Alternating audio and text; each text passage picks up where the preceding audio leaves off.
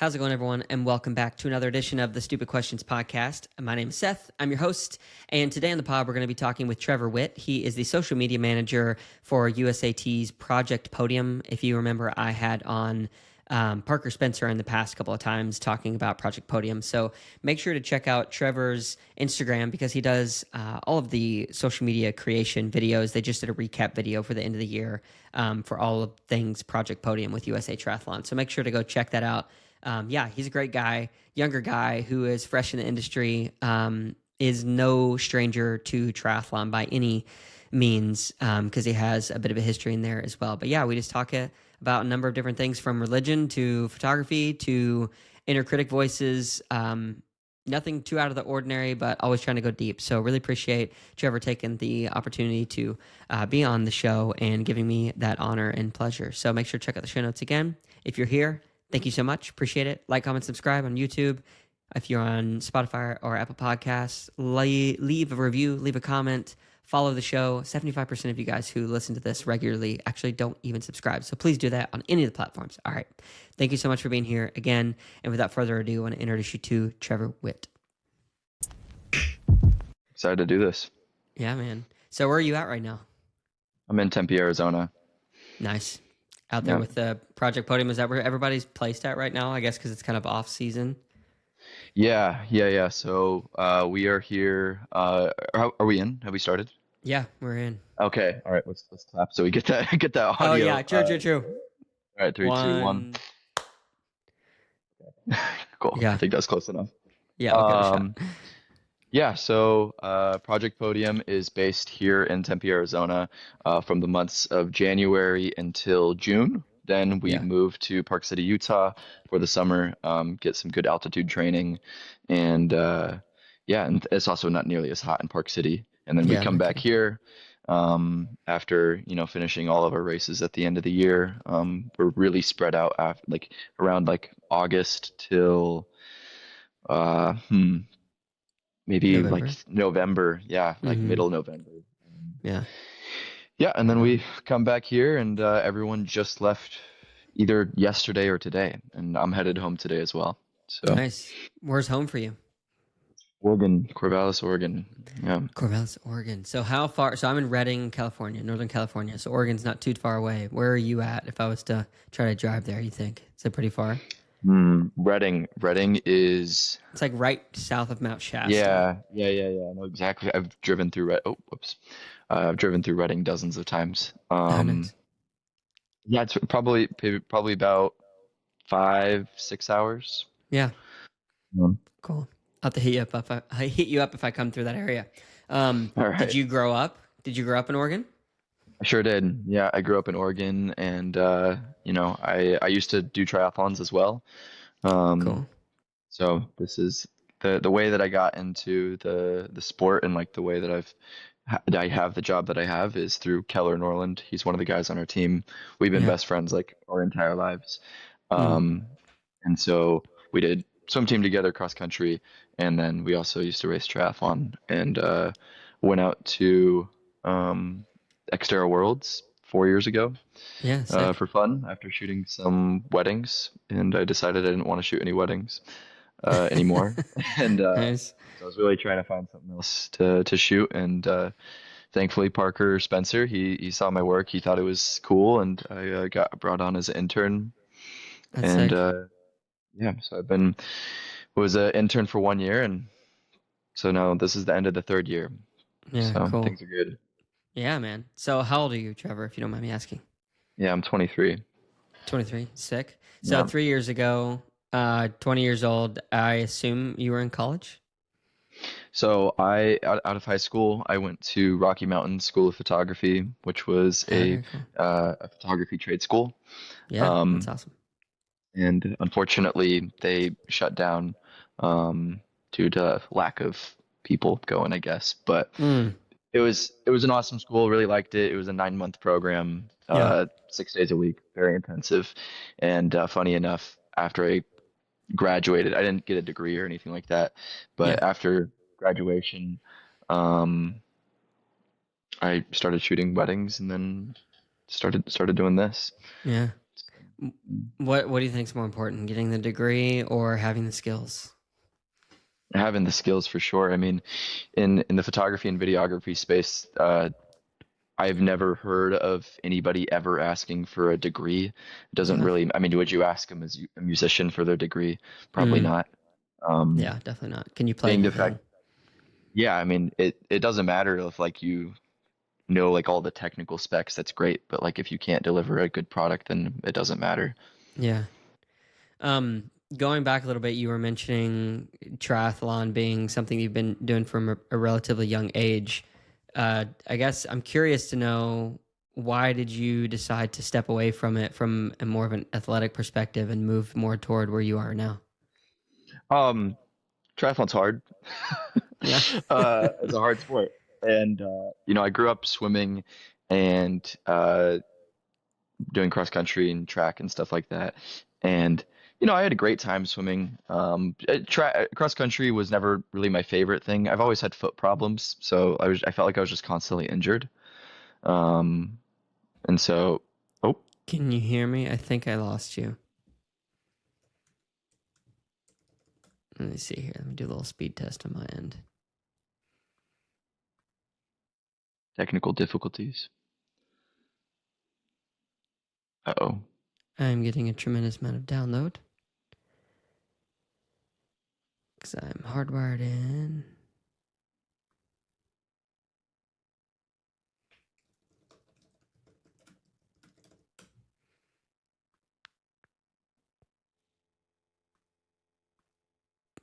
Oh no. Testing, testing. We're going to give it a stop here and Oh find no. it back. Oh, there it goes. Here we go. Last thing I heard was you were saying triathlon is hard, and then it kind of Yeah, cut out. yeah. So yeah, triathlon's a hard sport. I swam, I ran throughout cross country. I felt like I was just always injured, so it wasn't my favorite thing to Mm-hmm. do. Swimming was great, except for the fact that uh, you know, like swimming takes up so much time. It's also a year-round sport, just like Mm-hmm. triathlon. And so COVID hit, and the pool was closed for seemingly forever. And I started getting into lifting weights, and I was like, oh my gosh, not only am I like seeing progress in like my physical state, like this is just making me happier. Like I Mm, genuinely like going to the gym yeah. rather than I used to have this joke with my friends on the swim team is like there's nobody that hates swimming more than swimmers. Yeah.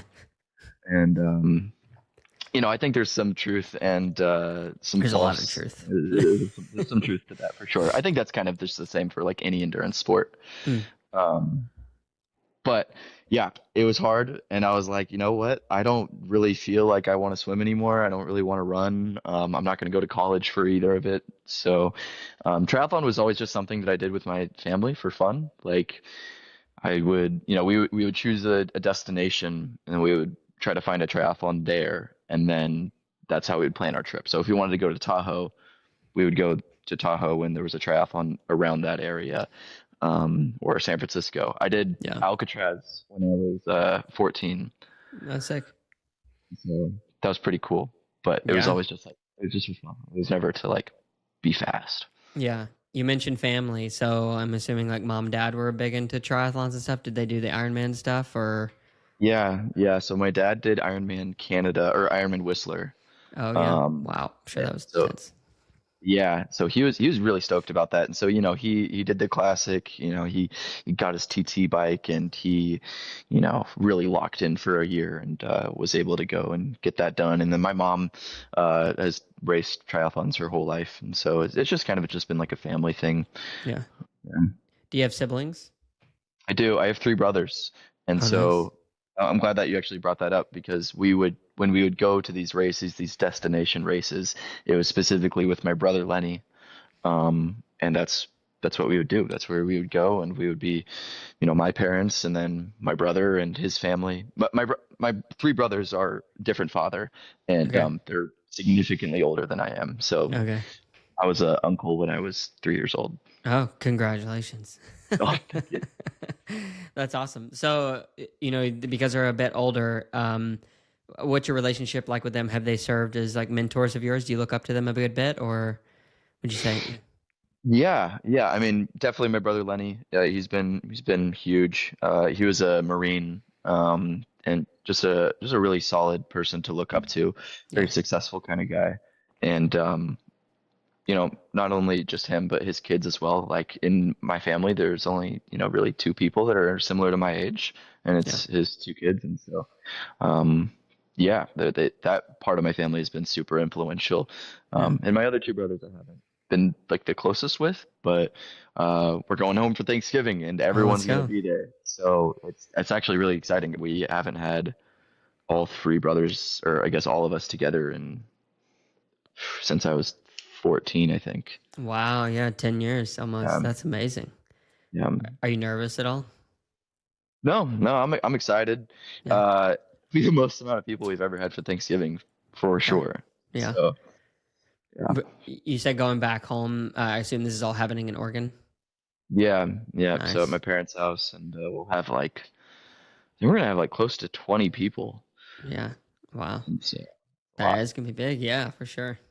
Do you want a big family when you get older, or next year? I don't know where you are in that stage.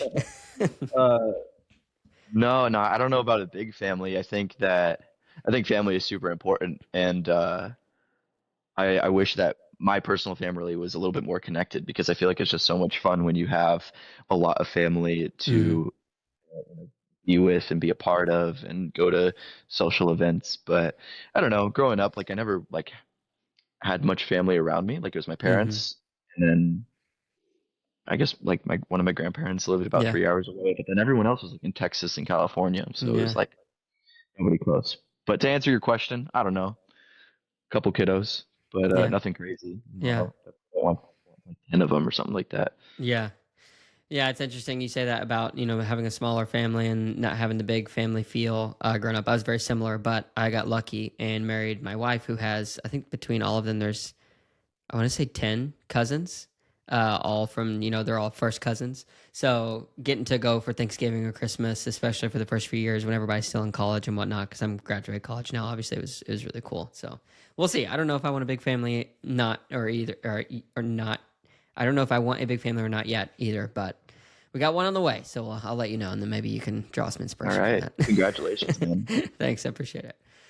So we mentioned parents a little bit into triathlon. You obviously like the sport, but with what you're doing now and the life path that you are currently choosing, where do you feel like your parents sit on the spectrum of proud of Trevor? Oh, probably a 10 out of 10. I Yeah. mean, it's always so exciting to talk to them. They have been my biggest supporters throughout my entire life. Mm, And so, when I said I wanted to go to photography school, I feel like, maybe some other families might be a little bit more hesitant. Like, well, I mean, all right, that's cool, but what if we choose something a little bit more safe?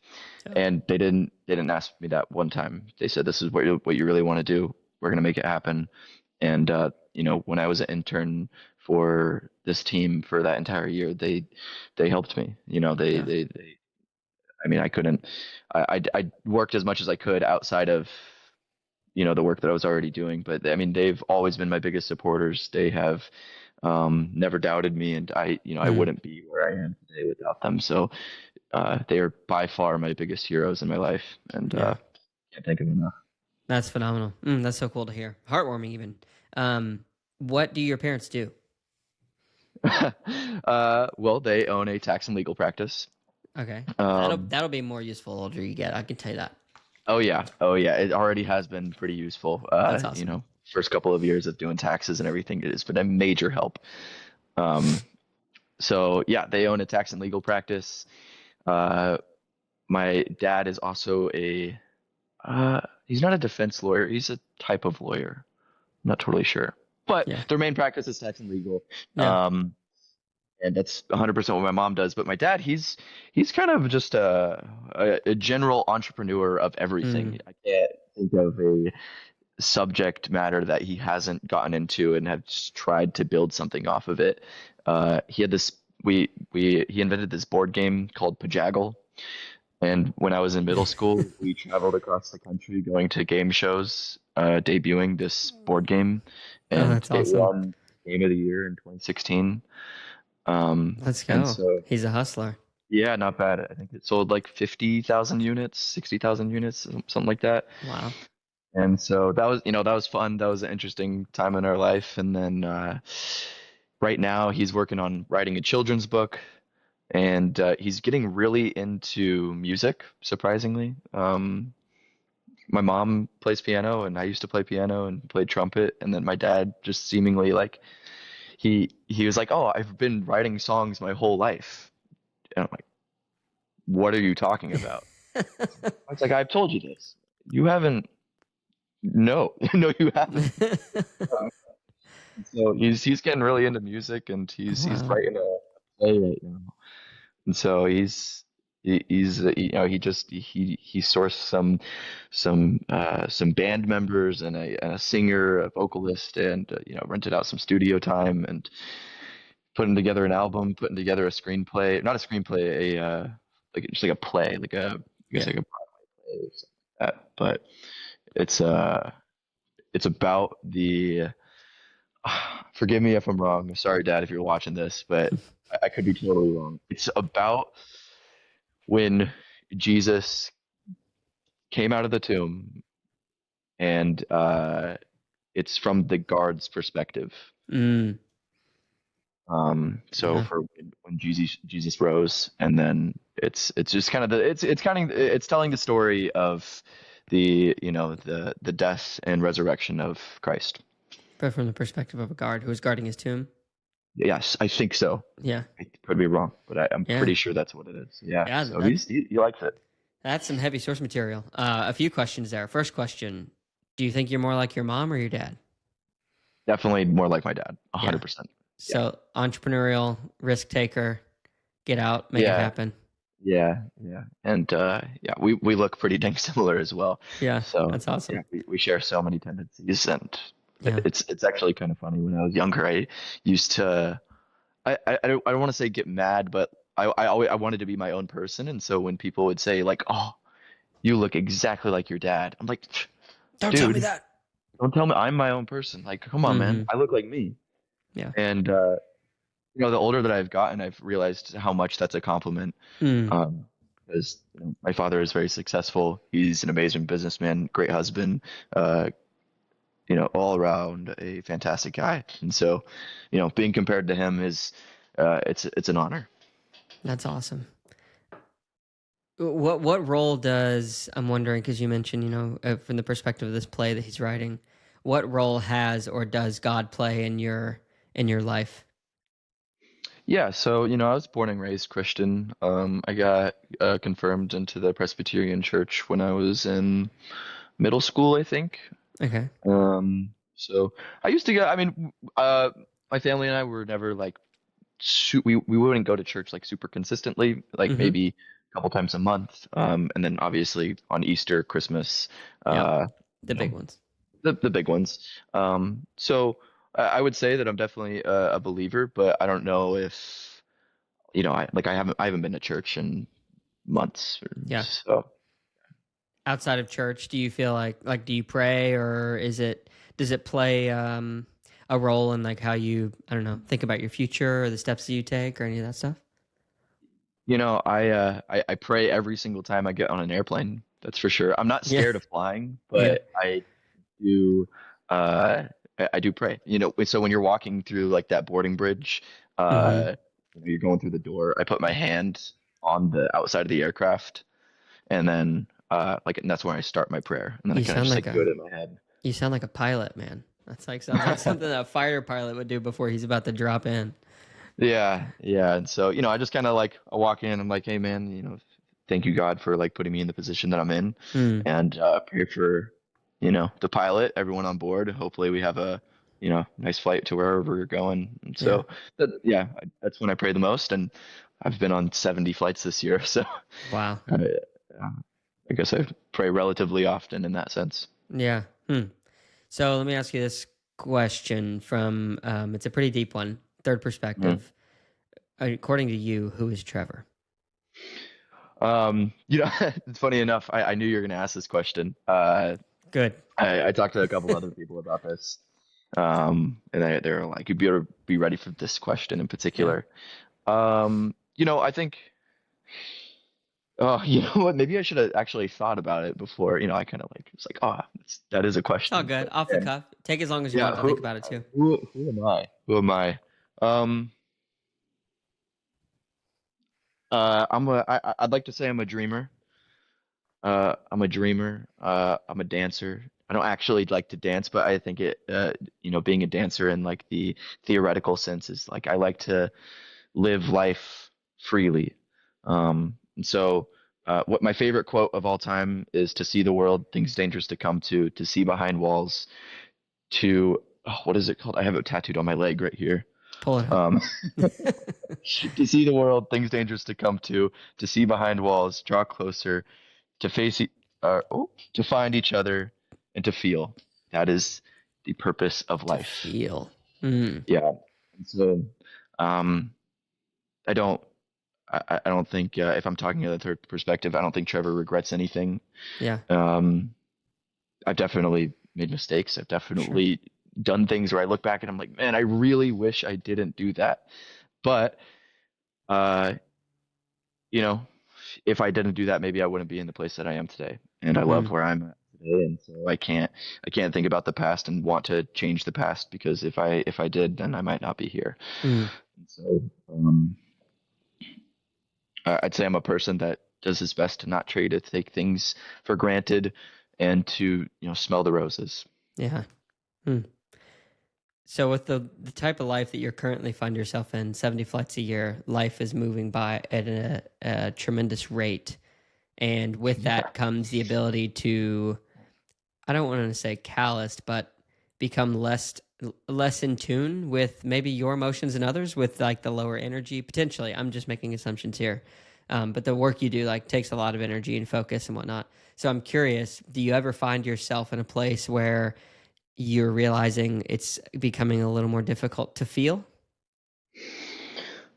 Difficult to feel. I'm kind of confused by that question. Yeah, no, it's probably not asked very well. So, for example, we go through life. The more hardship we encounter, sometimes, if we're not, I think, working through those things, we can kind of become jaded. Our empathy Hmm. goes down towards others.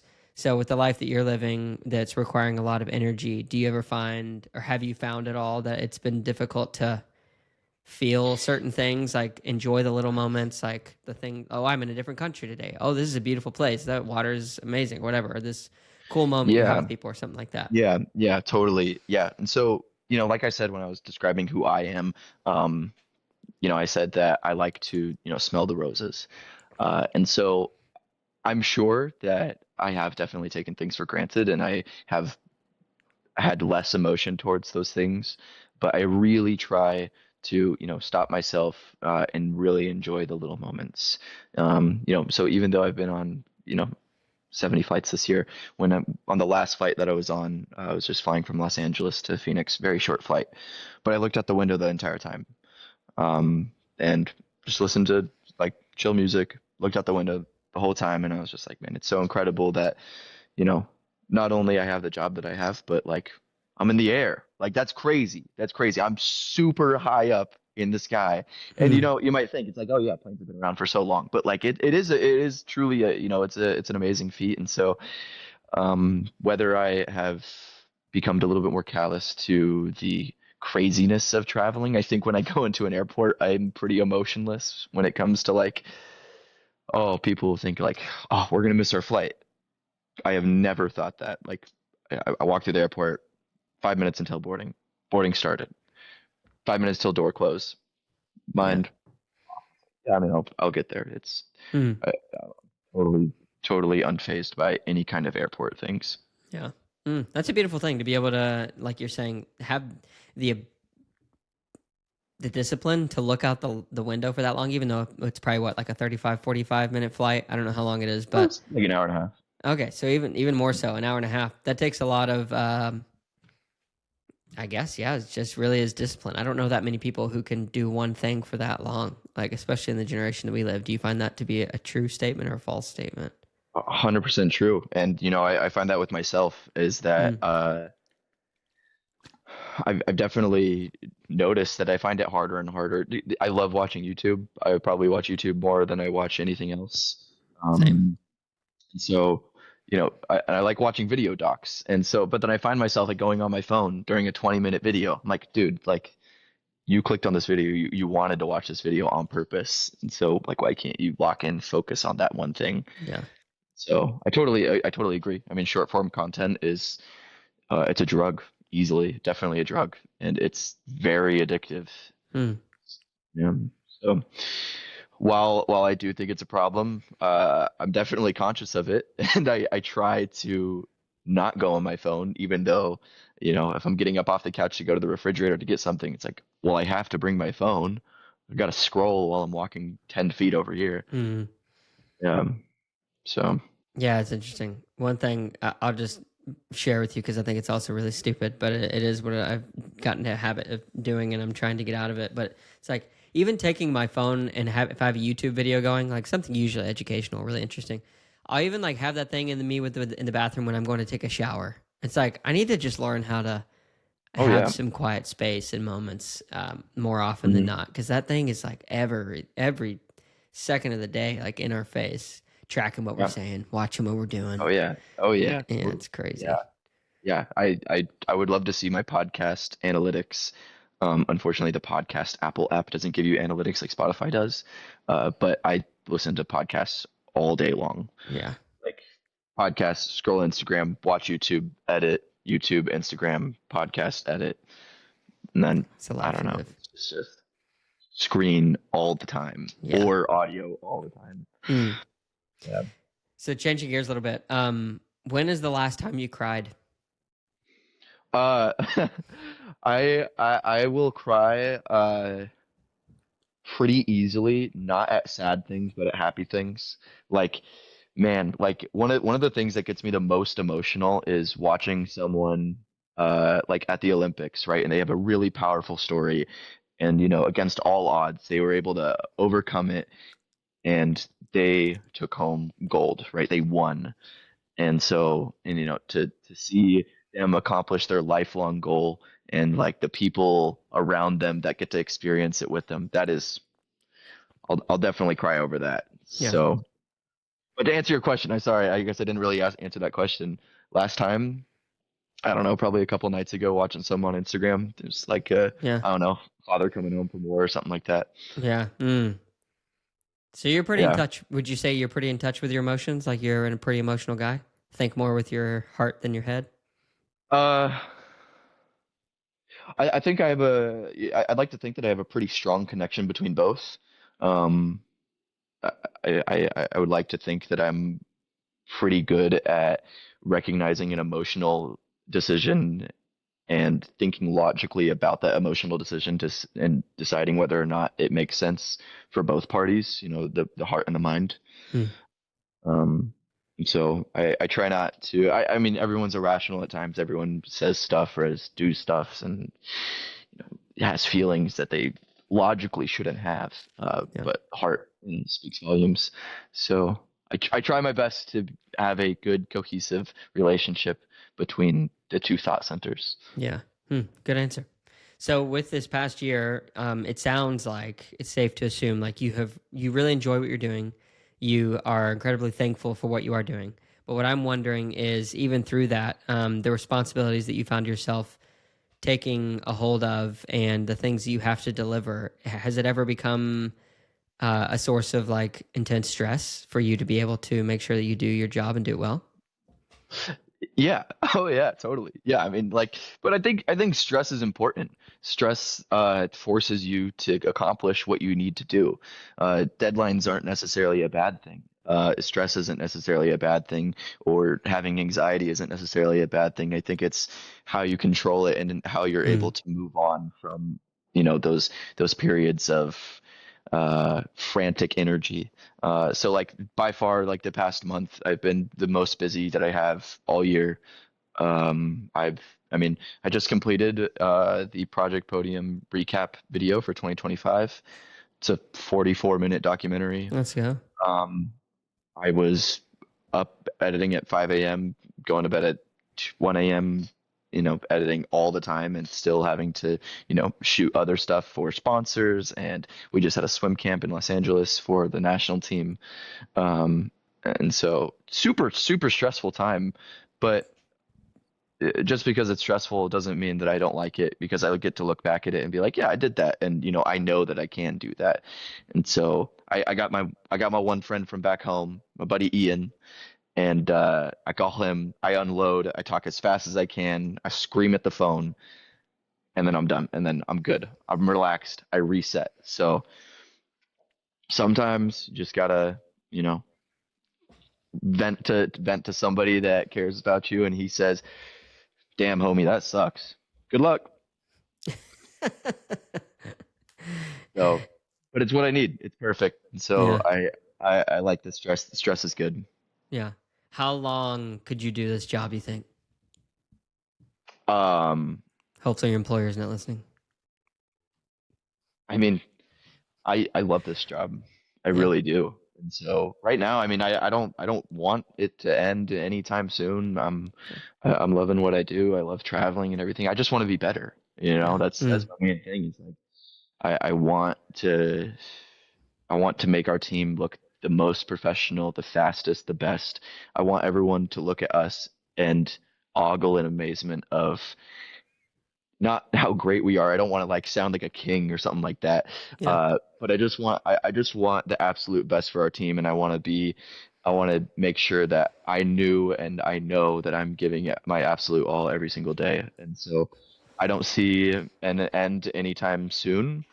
Um, so I'm sure that will change. But for right now, I'm relaxed, I'm chilling, and so I yeah, I don't want change. I'm happy.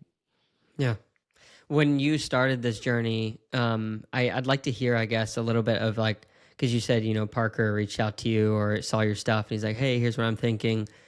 From that initial conversation to where you find yourself today, in however short or long you want to give it to me, I would love to hear what that story is for how you initially got in and then where you are today.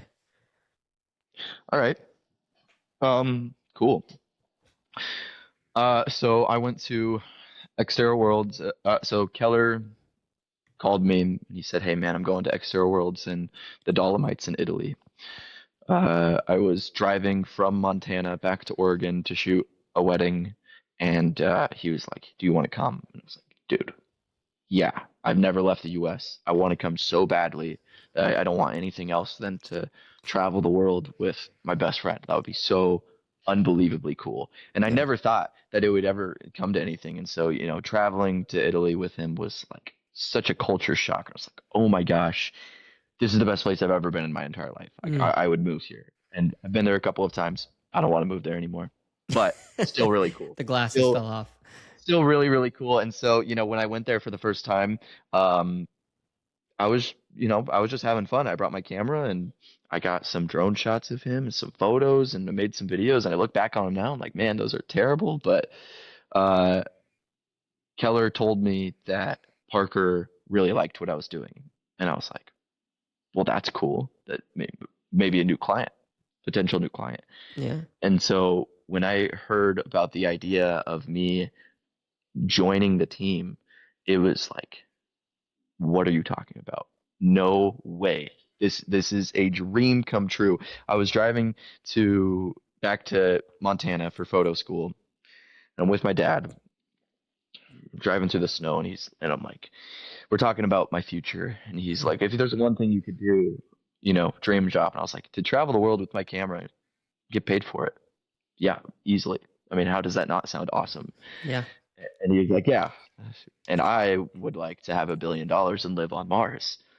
And so it was like this myth that would ever be a thing. And so when I heard that idea, I was like, oh my God, this is a real possibility. There's no way this is a real possibility. And so, um, funnily enough, when during that summer before I went to Xterra Worlds, I went to the Olympic Park in Utah where Keller was living, and so that's where we live during the summer at the Utah Olympic Park residency building.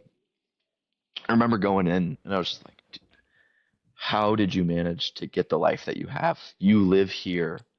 You actually live here. Like this is an incredible spot. Like you're on your way to the Olympics, like the team that you're on, everything that you get to do. I'm so envious. That seems like an amazing opportunity. And I never, not once did I think I would ever like be back to that park. And then 1 year later, I was living there. Um, so that was incredible. And so going back to the main story at hand, Yeah. Parker brought the idea up to me. Actually, Keller's mom brought the idea up to me, and I was just in disbelief. Didn't believe her.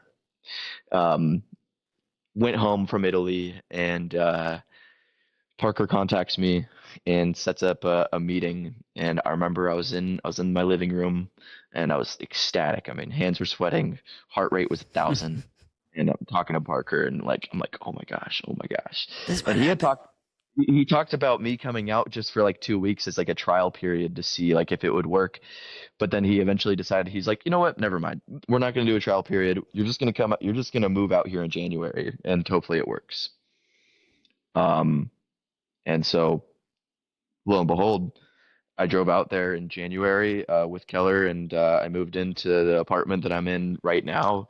And I had a mattress on the floor, TV on the floor, one chair.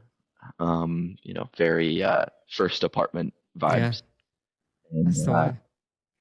it was great. And I was so excited to be here. And I remember I was like pretty. I wasn't saying nervous, but I had an incredible imposter syndrome uh, walking onto the pool deck for the first workout that I was ever going to shoot. And I was just, holding my camera like, dude, What am I doing here? how am I here? They made a mistake. There's no way that I'm going to be able to make anything remotely okay. Mm. Uh, and one of the weird things, not maybe not the weird things, but the very first video that I made for this team, I look back at it and I'm like, man, that was really great.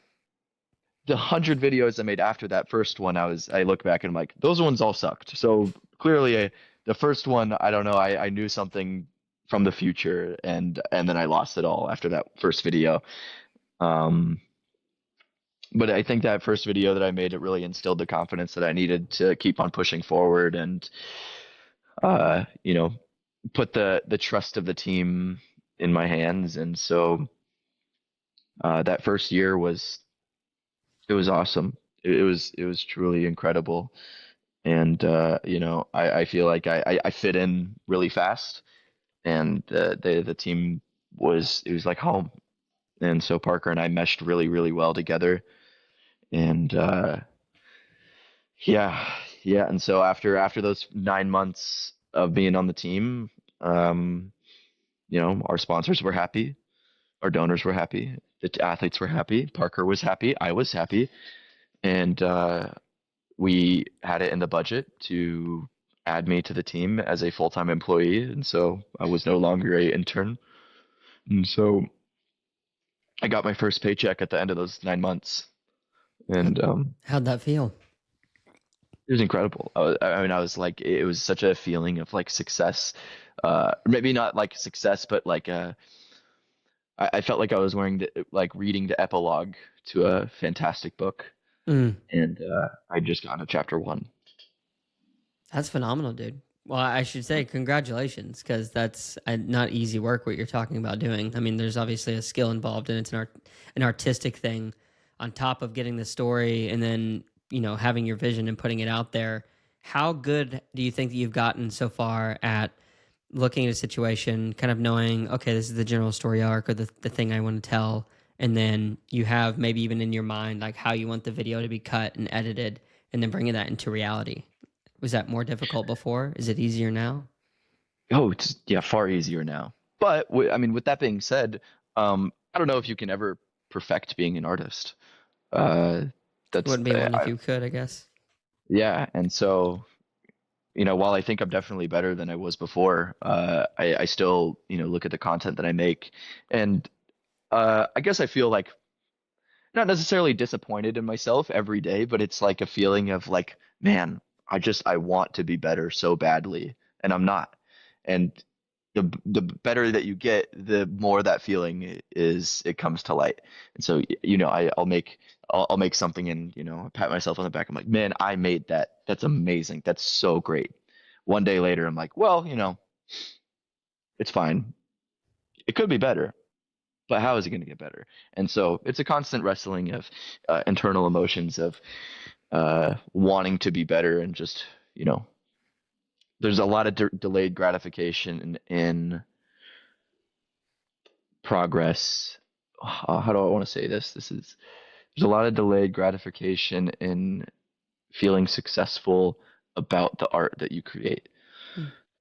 And I don't know if that gratification will necessarily ever come, but that's okay. That's the beauty of it.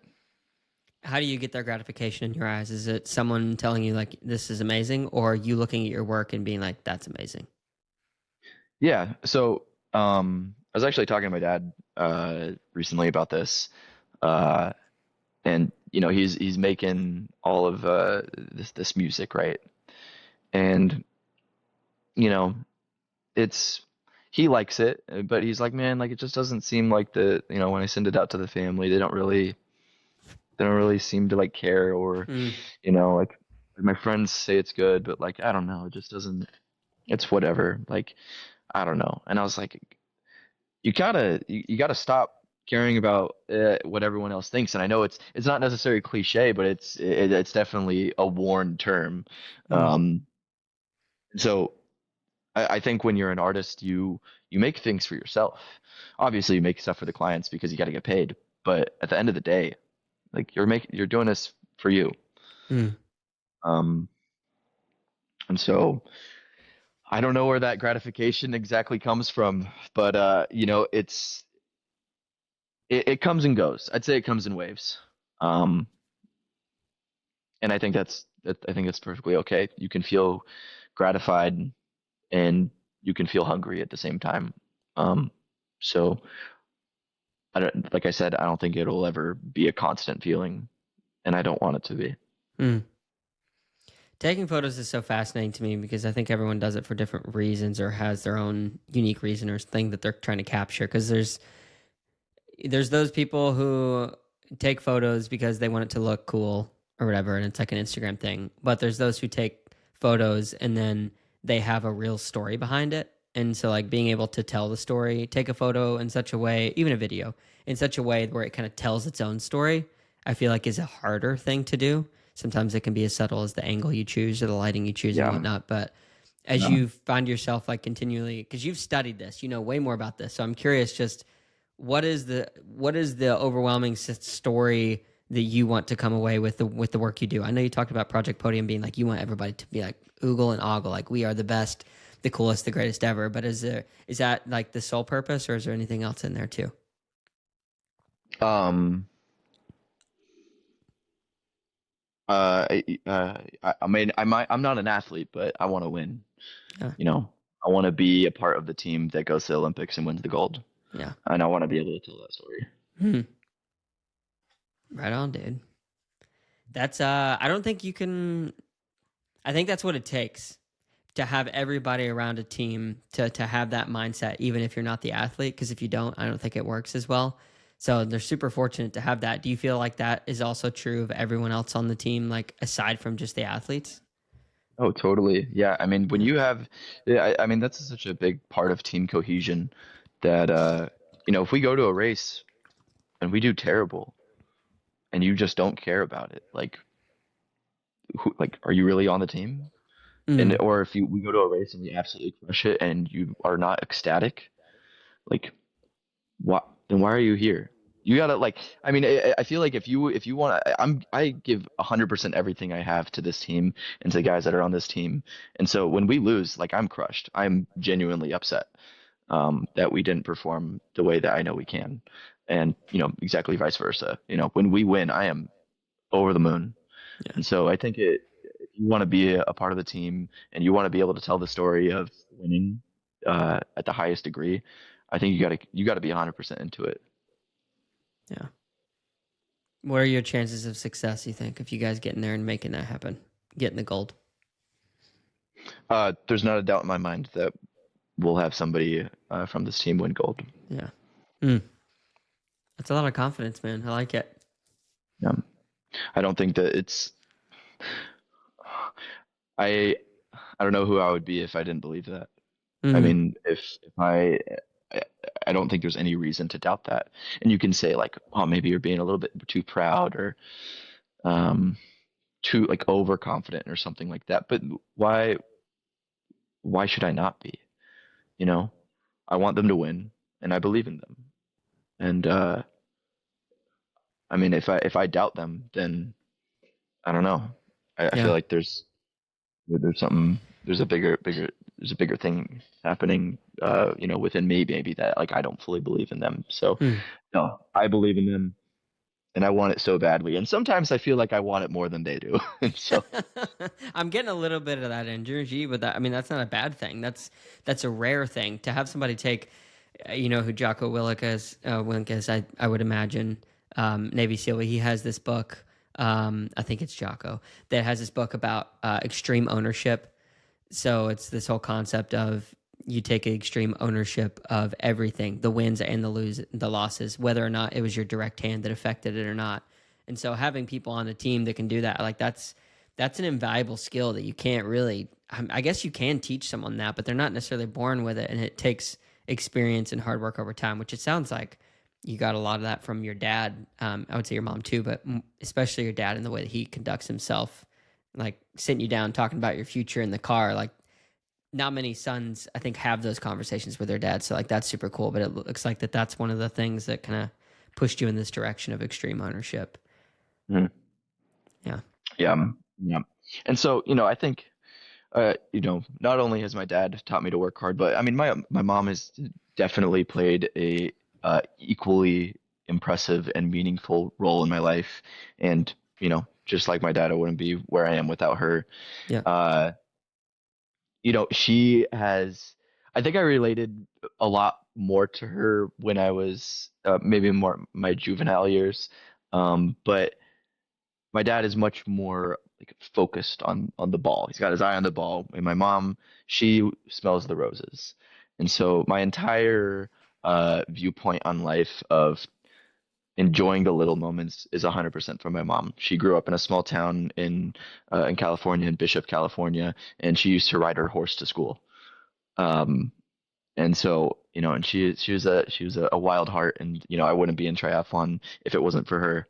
Uh, and that's definitely when I said I'm a dancer in the theoretical sense that I live freely. It's definitely because of her.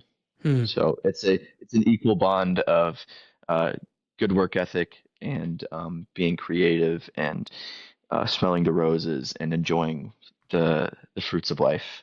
Yeah. Um, Two incredibly influential people. Hmm. Yeah, there's an important piece of life where if you can't enjoy where you at right now or the things you've just experienced, then it cheapens them. So you got to definitely have that, which is awesome that you have that. But I'm curious also along the lines of the work that you have to do and thinking about going into 2026. What's taking up the most mental bandwidth for you right now? Um, hmm. Planning and scheduling for sure. Yeah, very bad at it. My girlfriend likes to tell me I'm bad at it too. So I I try, I do my best. I try to make a schedule. I try to stick to the schedule. I try to be timely. I wish so badly that I had this skill set of being like, okay, I'm gonna work on this for 1 hour, and then I'm gonna work on this for 2 hours, and then I'm gonna have lunch, and then I'm gonna go to the gym, and then I'm gonna be back. I'm gonna do this for an hour, do that for an hour, and be just, really on the ball with getting exactly what I need to get done in a timely fashion. But no, no, no, no. Start working on a video 5 hours later. Oh, I should probably do that other thing, but I'm kind of hungry and I should work out. So I'm going to go to the gym and then eat. And then, well, I'll do the other thing later. And then I'm up at like 2 a.m. still working. I'm like, I should go if to I bed. just, if I just like planned this better and stuck to the plan, maybe I would sleep more. I would eat on time. I would go to the gym on time. I would get all my stuff done much more timely. And so it's a constant mental battle of like, bro, you gotta stop. You gotta stop messing around with all this other stuff. Uh, So what can you yeah, do? What can you do to make that happen? What's in the way of like you planning? Is it lack of time? You don't know when to do it. You don't know how to do it. I think it's just me. Mm. I think I'm my biggest enemy when it comes to keeping to the schedule. I have two planners over there. I have thousands of notes in my phone. I have reminders set every single day. My entire Google Calendar is completely chock full. Mm. Um, so I have ChatGPT that gives me notifications every single day of what things that I've told it to remind me to do. Um, I've made dozens of plans and timelines and to-do lists and all sorts of stuff, and I'm still all over the place. So Mm.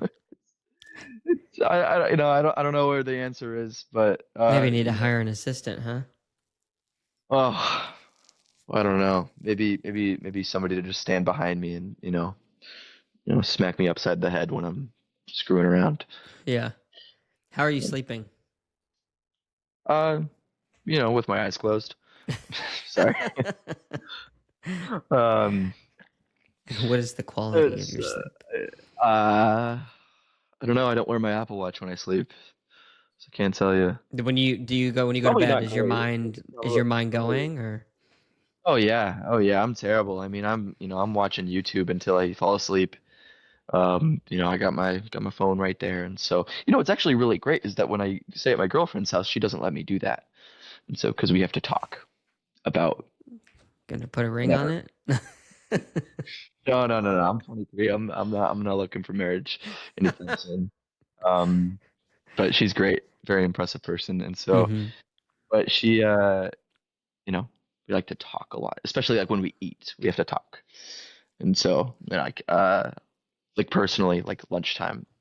Lunchtime is a time where I watch my YouTube video and I eat my sandwich. When she's here, no None of that. conversation. Mm-hmm. So, but getting back to sleep, I don't know. I always, I think I'm really good at going to sleep. Um, but I think I get woken up pretty easily. So I don't know how much REM sleep I'm getting, but like sleeping on an airplane, no problem. Sleeping in a car, no problem. I've fallen asleep at dozens of movies, concerts, sporting events.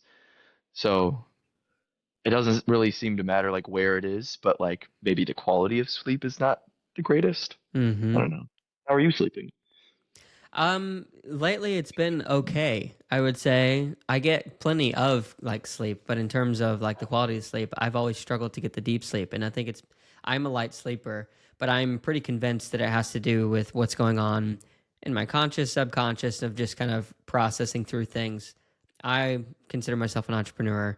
I have to be very careful about the number of irons I stick in the fire because while I do have somewhat of a skill of juggling, when there's so many of them going on, that means that up here they're all being thought about or planned for, and like there's just a lot going on. So I have to make sure to keep things at bay and certain times of day, turn certain things off. Like if I see a Slack notification after a certain time and it has any level of stress attached to it, it's like I have to go do that thing right now, whether it's at 9 p.m. or whatever, to get it out of the way in order to like exit it from my brain. So a lot of that mentality can affect how I sleep. I haven't figured out a way to like make it super. I don't know. I haven't figured out how to completely disconnect it. I mean, I do disconnect it at a certain time, but it still follows me into my dream states, into my Mm, subconscious. Yeah. So yeah. Yeah, I don't know if that's gonna leave. Yeah, I mean, I mean, I definitely don't think that's gonna leave for me. yeah, Um, the constant thinking about the next thing, and like, what you need to do and what you got to do and what you want to do. Um, yeah, I don't think that's gonna leave for me anytime soon. It hasn't left my dad, that's for sure. Uh, so I'm okay with it not. yeah, yeah. We'll see. I don't know. I want to push back on that a little bit because I think that there's a season to everything. You're 23. You're single. You're traveling the world doing this job that requires a lot of your attention and discipline to get it done, and a lot of time, and arguably like hours that are pretty ungodly. But at the same time, like that's the season you're in. You love doing it. If I was 23 and in your shoes, I would love doing it as well. I do believe that if as we get older as men, I don't know how old your dad is, but I have observed some of the more successful people who I would deem successful, not necessarily in monetary success, but in do they have a good marriage? Do their friends like them? Do they have good friends? Whatever. A lot of those men have found a way to be at peace amidst the storm, and I mean like real peace. Where if we probably put on a sleep tracker, they'd probably sleep pretty well.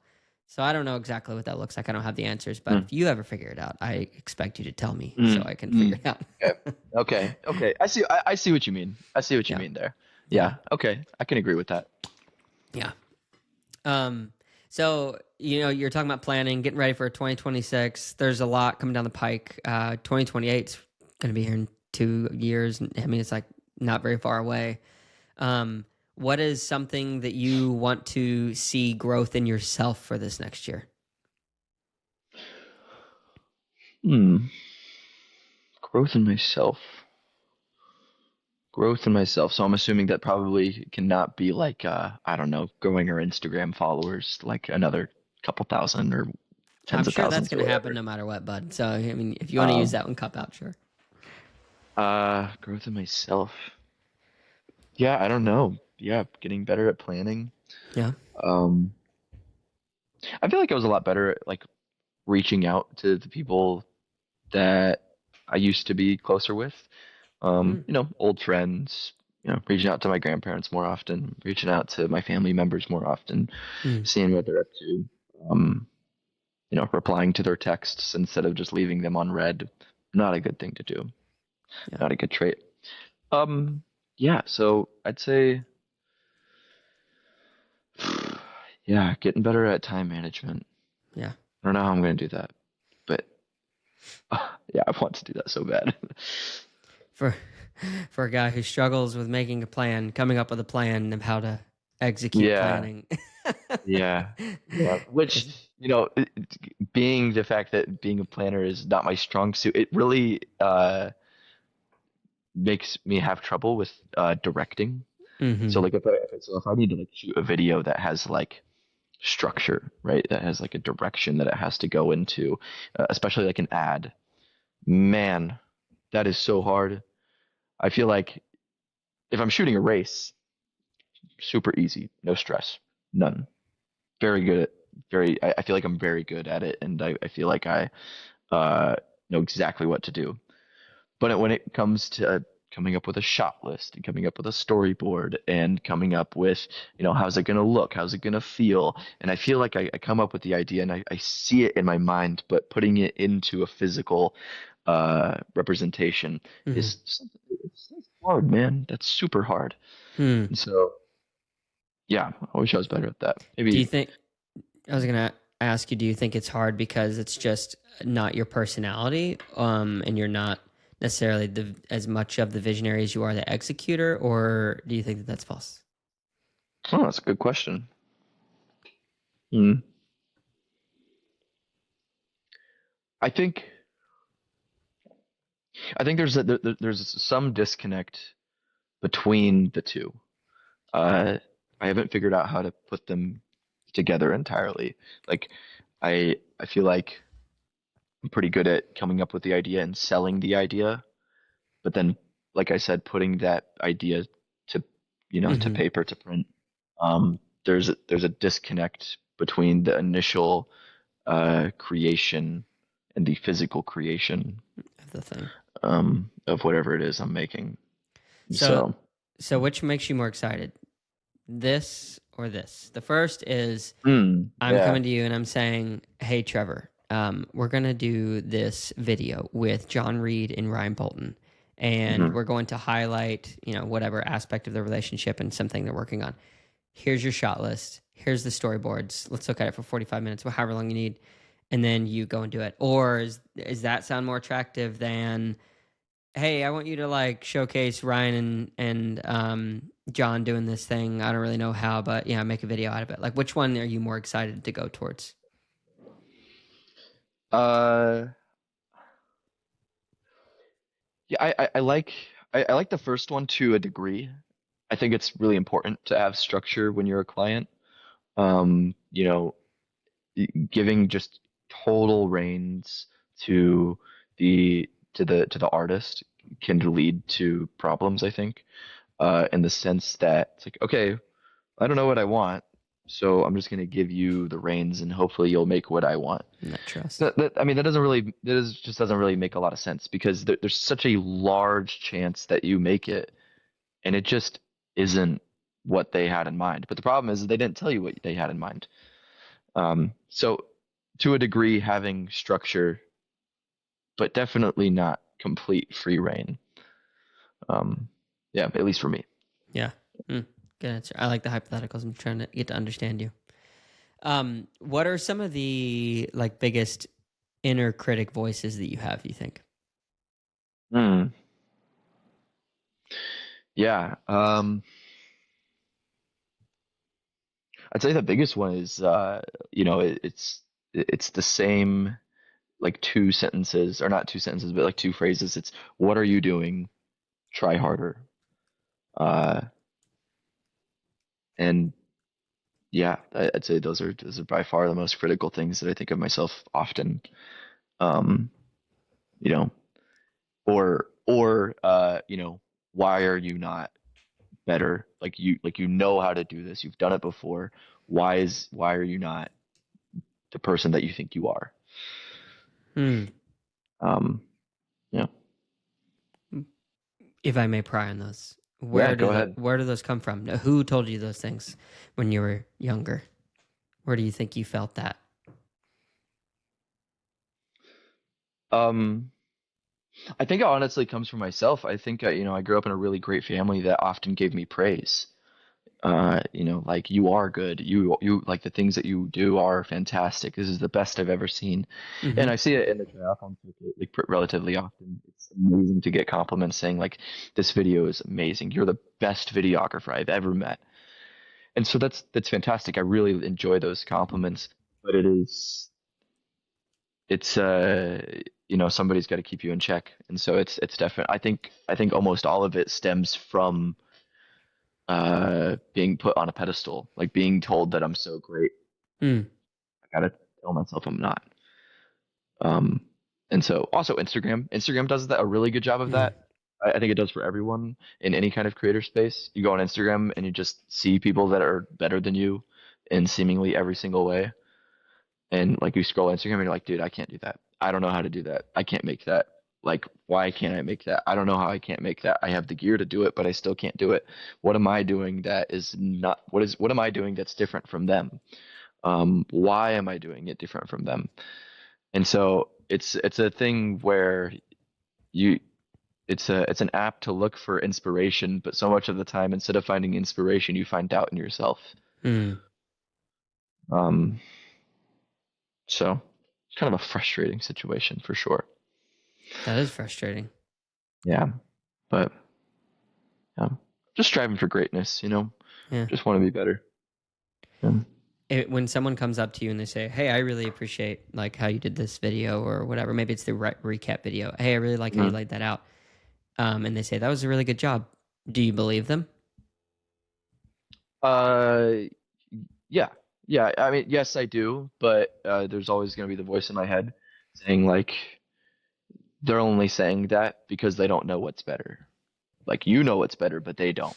So it's great that they think that you're amazing, but you know that it could be better, and you know that there's other people that are better than you. Hmm. Do you think it's possible that you could stand up ever to that inner critic and be like, actually, hold on? Because if you create the pattern now, I'm wondering if you will suddenly wake up one day, you're 33, you're pretty dang good at what you do, and somebody's still coming up to you and saying, hey, that was a really good job. And you're like, no. Yeah, I don't know. I mean, I guess I'll attack that problem when it becomes the time. But at the moment, I think that it's not a unhealthy thought process. It may be hypercritical, but at the end of the day, I try to be a perfectionist in the work that I create, Yeah. and so I don't feel like it's unhealthy. And I've never uh, really gotten down on myself. I've never like had like I guess depressive states is I think Mm-hmm. that's pretty common for every single person. Sure. Um, like I don't think I've ever been depressed Yeah. in the sense of like depression is a thing that lasts a long time. Mm-hmm. Um, So it'll be like for maybe an hour. Yeah. Like, oh man, What brings you who out am of it? I? Yeah. Also myself. I think it's like Yeah. it's an inner battle. I look at it and like, okay, dude, like, well, cry about it. I don't know. Like pull yourself up by your bootstraps. That's definitely how I was raised in it. And I know that, that's maybe not a healthy state for different people, but for me it works really well. Yeah. And so dwelling on things that make you upset or make you sad, I feel like it's just a waste of time. Mm. Yeah. No, I would agree. I think that you have to process through things and it takes some time, yeah, whether it's an hour or sometimes even a few days, depending on the severity of whatever the thing is you're feeling or experienced.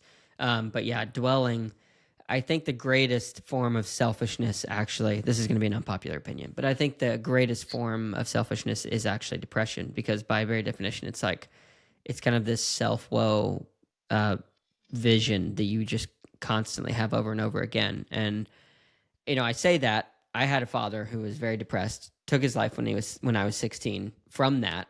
But at the same time, it's like whether it was clinical, though it was clinical and he had like some very real chemistry problems. I don't think I have the answers for all this yet, and I don't have a limited understanding. But I think that even still, like call it what it is, a lion's a lion when it roars. Like selfishness, the selfishness of like that, those depressive states that we can get in by viewing Instagram and going on and on and on. It's like it kind of puts us back in that place to kind of remind us, oh, we're not as good as them. We're not as good as looking as them. We're not as fast as them. We don't take as good photos or videos of them. Yeah, I think it's super interesting. But that's really admirable that you're able to pick yourself up and be like to make that click happen. Like, oh, I need to do something else or find something else to be thankful for. I think that's like one of the big things for me that helps me to click out of those Yeah. moments. It's like, hold on, this Yeah. might be a hard moment, but you make your own hours. You're getting paid to do what you do, whatever, like, Yeah. yeah. Yeah. Yeah. Yeah.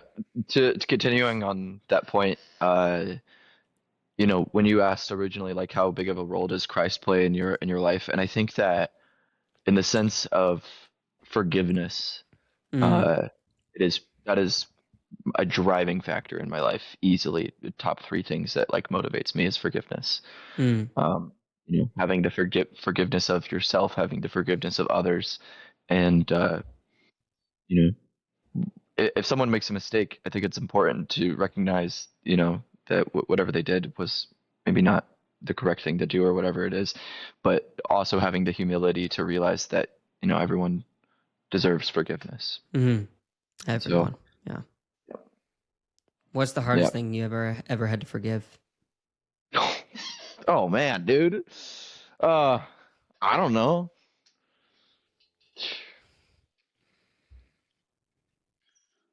Hardest thing I've ever had to forgive? That's a crazy question. Um, Welcome to the Stupid Questions podcast. crazy questions, man. Man, I'm at therapy or something. Yeah, I don't Oh no, know. did I lose him right as I'm asking that? Oh no, I can still hear you. Okay, no, I can hear you Yeah, now. yeah. Oh, Okay. okay. Yeah, Um, I don't know. I don't think I have an answer for that. that's okay. I'll have you on Yeah. again in round two, and you better come with that one because I'm going to ask it again. Okay. Okay. Yeah. And that's good. The reason I ask is because what the amount of I think that there is a correlation between your ability to forgive and the amount of people on earth that you can love. Because if you can forgive someone for the greatest atrocity that you can even think up, if you can truly forgive that person and see the humanness in them, then you could arguably say like, yeah, I could love or I do love everyone here on earth. But there's plenty of things that's hard to forgive people for. Yeah. Excuse me. And Yeah. but and I think it also tells us what we would forgive ourselves for. Yeah. Yeah. Yeah. Totally. Yeah. Hmm.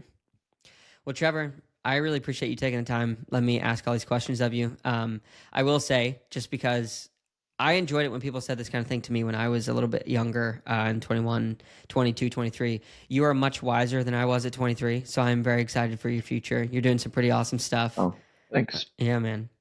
You do good work. It's very beautiful. I'll make sure to link the show notes and your recap video so people can check that out over at Project Appreciate Podium that. and your Really stuff. Yeah. appreciate that. Yeah. Yeah. But I'm Yeah. excited for you. I'm happy you have good Cool. parents. I'm excited for your Yeah. future. Truthfully, Um, thank you so much. Thank you so much. And just to just to end this, I was very surprised when you reached out to me, to say the least. When I had looked at your account and heard people talk to you, it was very much like coaches and athletes, predominantly. And Hmm. so, like, what made you reach out to me? Yeah, I like reaching out to anybody who I find interesting. So I had a podcast with Ryan Bolton, Hmm. and afterwards we were talking about all kinds of different stuff, just about things that they've got going on. Some things I'll tell you off air as well. But he brought your name up, and he's like, "Yeah, there's this guy Trevor. He's been doing such an awesome job with the Project Podium thing. I'd love to somehow figure out how to do something that here with the high development team sometime. Yada yada yada." Anyway, he mentioned your name, and I was like, "Oh, I should reach out to him." And I knew you were connected with Parker, obviously, and I've had Parker on and a few other guys from Project Podium over the years. And so I was like, oh yeah, I'll definitely reach out. And I loved your stuff, and so it drove my curiosity. So I won't have anybody on unless I'm like curious about them. So you Hmm. sparked my Cool. interest. Yeah, Sweet. That's yeah, good. That's yeah, good. Awesome. Thank you. yeah, yeah, dude. Cool. All Well, right. thank you. Sweet. Thank you so much. This is my first podcast, so I hope I did okay. Congrats. Nah, you did great, man. You did great. I Cool. asked hard questions. So you did awesome. Thank you. Awesome. All right. That's a wrap. Really good conversation with Trevor. If you guys listen to this podcast regularly, you may pick up on the pattern that when I talk to younger guys, especially who are doing something cool, I often try to affirm them and be like, hey, when I was 21, I was 23, when I was 20, whatever, my life was not great and was not doing smart things, but you are doing a lot of those. So I always try to offer that affirmation up because when I was 21 years old, when people who I looked up to in any sort of a way said those kind of things to me that affirmed me in what I was doing and trying to figure out life, I honestly think it impacted me for the better and helped me to figure out just the path before me on how to make something of myself other than just being a deadbeat and doing nothing but playing video games and doing some drugs. So yeah, I'm really thankful to be here. Really thankful for Trevor. Really thankful for the network I've been able to build with this podcast, and most importantly, I'm thankful to you guys who listen because without you, this would be it wouldn't be the same. It wouldn't be pointless. I don't want to say that because all the networks and connections I've made are super impactful. But again, I don't know if people would be as interested if it wasn't a growing thing. So thank you for being here and making this possible for little old me. So whenever this comes out, it's already past Thanksgiving. But I do want to say a Merry Christmas to you soon. A few more episodes to round off this season, and then I'm going to be taking a break for a while. But yeah, appreciate you guys, and we'll catch you in the next one. Peace.